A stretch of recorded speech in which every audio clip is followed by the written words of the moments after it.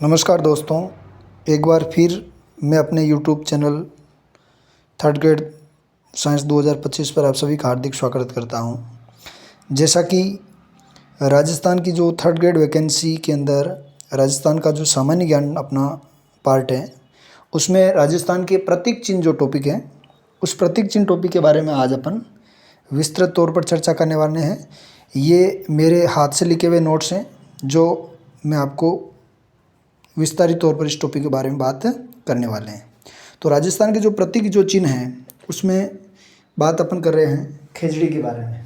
किसके बारे में बात कर रहे हैं? खेजड़ी के बारे में।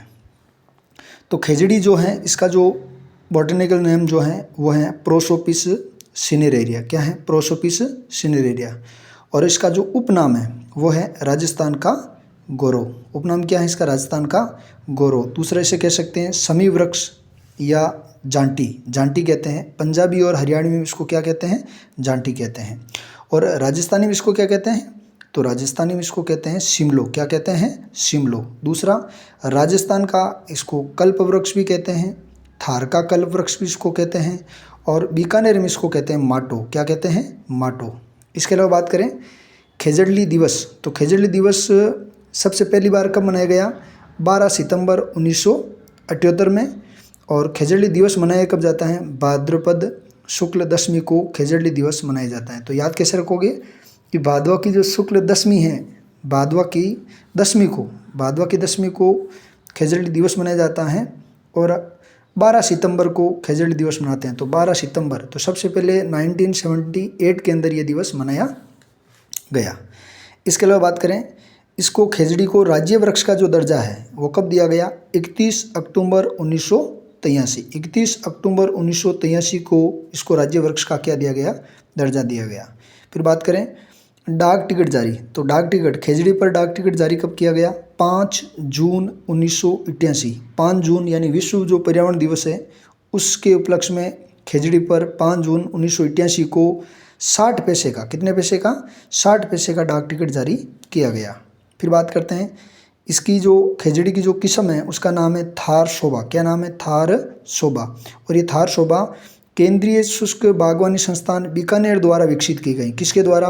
केंद्रीय शुष्क बागवानी संस्थान बीकानेर द्वारा विकसित की गई किस्म है खेजड़ी की, जिसका नाम है थार शोभा। थार शोभा क्योंकि थार का कल्प वृक्ष है, और थार का कल्प वृक्ष है तो थार की शोभा जो है वो उसका किस्म का नाम है। फिर खेजड़ी के ऊपर जो अभियान चला गया, उस अभियान का नाम है ऑपरेशन खेजड़ा अभियान 1991। खेजड़ी वृक्ष की रक्षा के लिए कौन सा अभियान चलाया गया? ऑपरेशन खेजड़ा अभियान। कब? 1991 के अंदर। फिर बात करें खेजड़ी का जो वन क्षेत्र है वो कितने प्रतिशत भाग पर खेजड़ी हैं? तो राजस्थान में 65% भाग पर खेजड़ी हैं।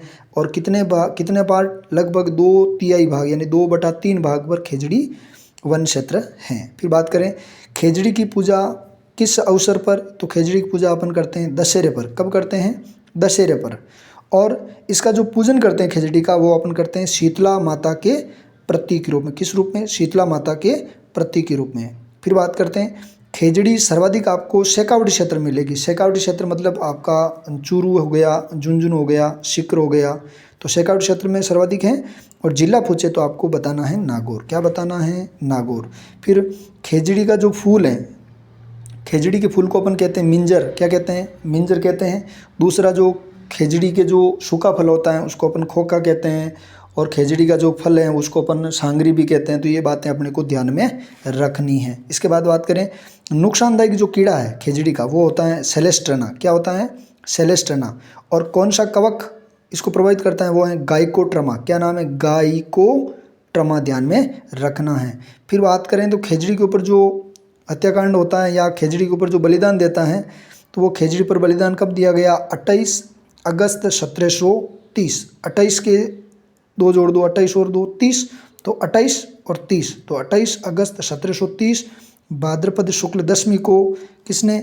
अमृता देवी ने, उनके पति रामोजी विश्नोई ने और उनकी 2 पुत्रियों ने मिलकर के ये जो खेजड़ी वृक्ष पर अपना आत्मसमर्पण किया या बलिदान दिया था। तो इसके बाद अपन बात करें नंबर 2 रोहिड़ा। किसके बारे में बात करें? रोहिड़ा। तो रोहिड़ा का जो बॉटनिकल जो नेम है वो है टिकोमेला अंडुलेटा। क्या नाम ध्यान रखना है? टिकोमेला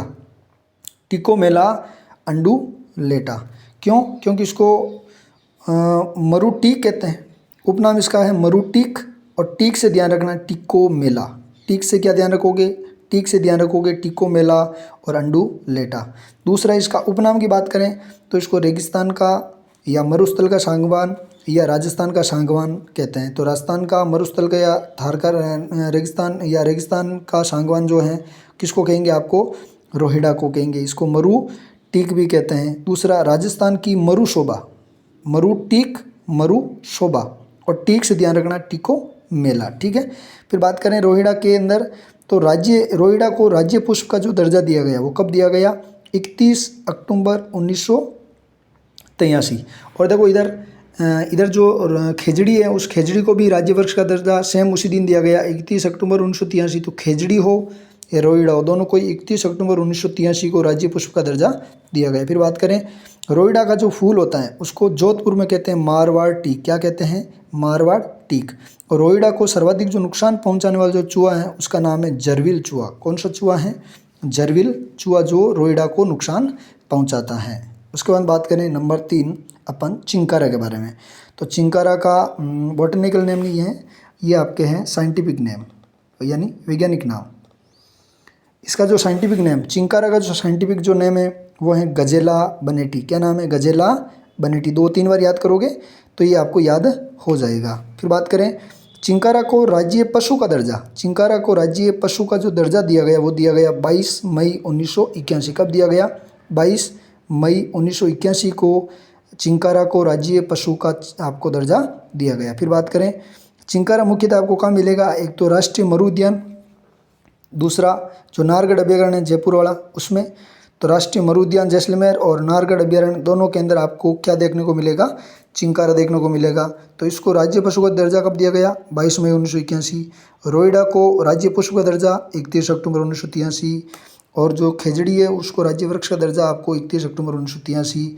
और खेजड़ी पर डाक टिकट कब जारी हुआ? 5 जून 1988 को जारी हुआ 60 पैसे का। इतना आपको ध्यान में रखना है। फिर बात करें आपके गोडाउन पर। तो सबसे पहले बात करें गोडाउन का वैज्ञानिक नाम क्या है? तो गोडाउन का वैज्ञानिक नाम है क्रायोटिस नाइग्रीसेप्स। क्रायोटिस नाइग्रीसेप्स किसका नाम है? गोडाउन का वैज्ञानिक नाम है। उपनाम गोडाउन को क्या कह सकते हैं? गोडाउन को अपन सोहन चिड़िया, गुदनमेर, हुकना, ग्रेट इंडियन बस्टर्ड और माल मोरडी। ये माल मोरडी अपन अजमेर में कहते हैं। ठीक है। तो ये अपने को ध्यान में रखना है। फिर बात करें गोडाउन को राज्य पक्षी का दर्जा कब दिया गया? 1981। ठीक है। गोडाउन को राज्य पक्षी का दर्जा 1981 में दिया गया। जबकि जो आपके राज्य जो वृक्ष हैं खेजड़ी और राज्य पुष्प जो रोहिड़ा है उनको 1983 के अंदर 31 अक्टूबर 1983 को, जबकि यह राज्य पक्षी है तो 1981 सबसे पहले राज्य पक्षी को दर्जा मिला, फिर राज्य वृक्ष और राज्य पुष्प को दर्जा दिया गया। फिर बात करें गोडाउन के ऊपर जो डाक टिकट जारी हुआ वो कब हुआ? 1 नवंबर 1980। और कितने रुपए का? 2.5 पैसे का। 2 रुपये 30 पैसे यानी 2.5 पैसे का, 2 रुपये और 30 पैसे का जो डाक टिकट जारी हुआ 2.5 रुपये का वो हुआ आपके गोडाउन पर कब? 1 नवंबर 1980। और राज्य पक्षी का दर्जा मिला 1981। गोडाउन पर जो प्रोजेक्ट जो स्टार्ट हुआ उसका नाम था great Indian bustard. Great Indian bustard project किस पर? गोडाउन पर। कब? 5 जून 2013 विश्व पर्यावरण दिवस पर 5 जून 2013 ध्यान रखना है। इसके अलावा अपन अभी जो 5 जून 2013 कहाँ पर पढ़ा? तो वो पढ़ा आपने कि 5 जून 1988 को 60 पैसे का डाक टिकट जारी किस पर हुआ? खेजड़ी पर।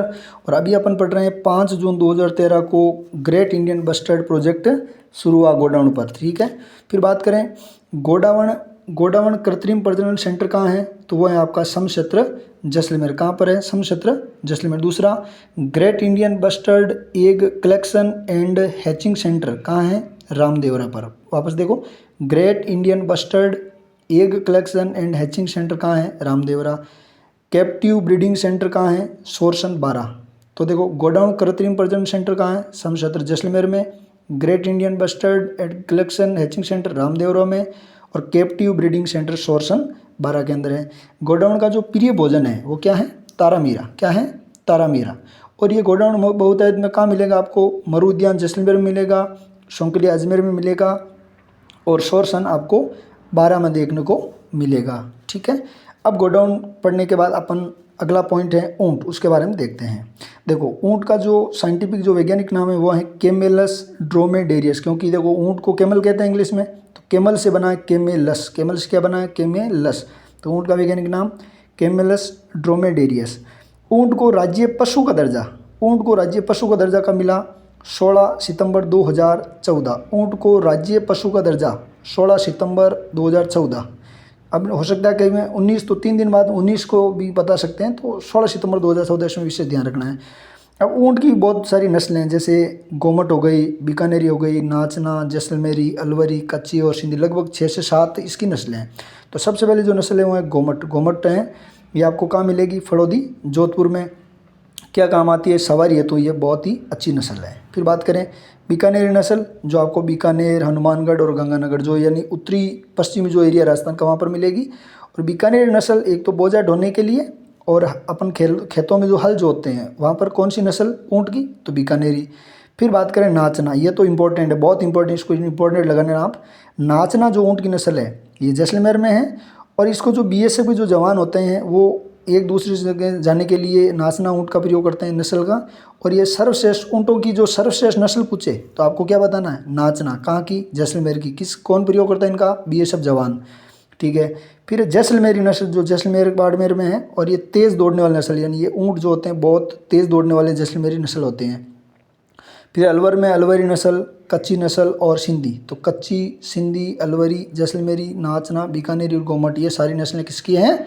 ऊँट की हैं। फिर बात करें ऊँटों के बारे में बात करें तो कैमल मैन, कैमल मैन किसको बोलते हैं? अशोक टाक। किसको बोलते हैं? अशोक टाक क्या है? कैमल मैन है, ठीक है।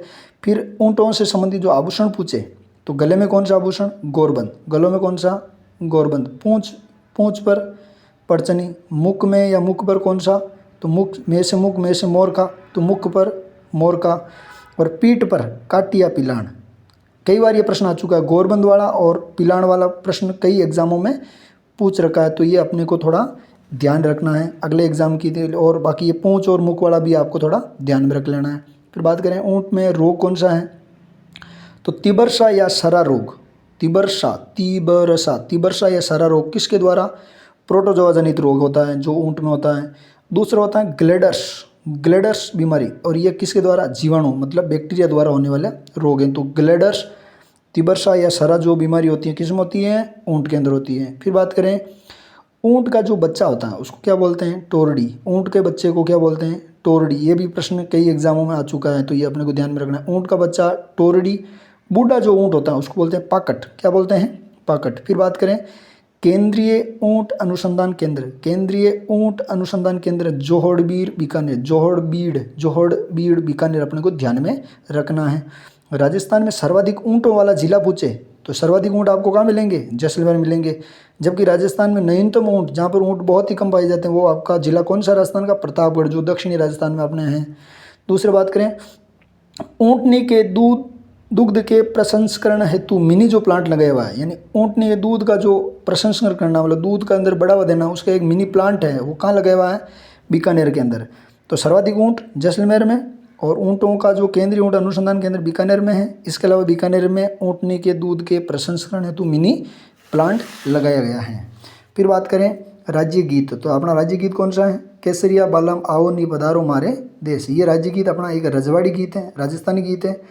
और बात करें राज्य गीत तो मांगी बाई की बात करें तो मांगी बाई उदयपुर की मांड गायिका है। उदयपुर की मांड गायिका है मांगी बाई, जिसने ये राज्य गीत गाया। इसके अलावा जो अल्लाह जिला बाई है बीकानेर की मांड गायिका, उन दोनों ने ये राज्य गीत अपना उसके द्वारा गया। तो दोनों मांड गायिका अपने को ध्यान में रखना है। उदयपुर की मांड गायिका मांगी बाई और बीकानेर की कौन सी? अल्लाह जिला बाई, ठीक है। इसके अलावा बात करें राज्य नृत्य, राज्य नृत्य कौन सा है? घूमर। उपनाम राज्य के नृत्यों की आत्मा, यानी राज्य के जो नृत्य हैं जितने भी नृत्य उनकी सब में से जो आत्मा है वो घूमर है। लोक नृत्यों का सिरमौर, सबसे जो ज़्यादा नृत्य जो प्रसिद्ध है वो है अपना घूमर, इसलिए उसको सिरमौर का है। और रजवाड़ी अपना राजस्थानी है, तो रजवाड़ी नृत्य तो हो गई। किस अवसर पर किया जाता है? तो ये जो राज्य नृत्य घूमर है वो गणगौर पर किया जाता है, विशेष तौर पर। शादी ब्याह में भी करते हैं, लेकिन गणगौर इसका इंपॉर्टेंट है, अपने को ध्यान रखना है। इस घूमर राज्य नृत्य में वाद्य यंत्र, कौन सा वाद्य यंत्र बजाते हैं? ढोल, नगाड़ा और सेनाई। तो ढोल, नगाड़ा, सेनाई, बाजे। ढोल, नगाड़ा, सेनाई, बाजे किसमें है? घूमर में आपको ध्यान में रखना है। फिर घूमर के कितने प्रकार? 3। एक घूमर एक घुमरिया, एक लूर। घूमर, घुमरिया, लूर। घूमर तो किसके द्वारा होता है? महिलाओं द्वारा। घुमरिया बालिकाओं द्वारा और लूर गरासिया स्त्रियों द्वारा किया जाने वाला आपका राज्य नृत्य है। तो ये अपने को इम्पोर्टेंट तथ्य ध्यान रखना है। तो यदि मेरे चैनल पर आप नए हो और ऐसे ही नोट्स आप और ऐसी क्लास रेगुलर देखना चाहते हो तो मेरे चैनल पर आप नए हो तो आप लाइक करें, सब्सक्राइब करें, ताकि आपको अगला जो भी वीडियो मैं लेके आऊँगा सामान्य ज्ञान से रिलेटेड या शैक्षिक परिदृश्य से रिलेटेड तो आपको कंटिन्यू मिलता रहे। जय हिंद, जय भारत।